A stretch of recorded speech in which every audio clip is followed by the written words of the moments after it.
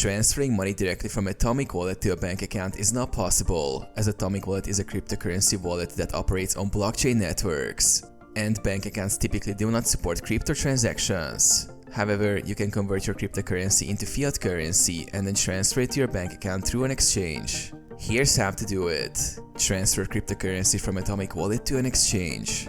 Open your Atomic Wallet and select the cryptocurrency you want to transfer.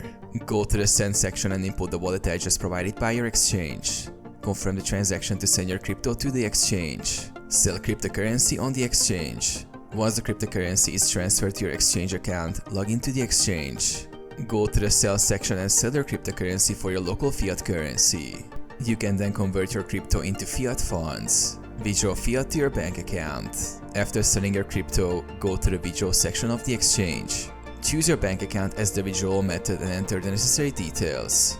Confirm the withdrawal and the fiat currency will be transferred to your bank account.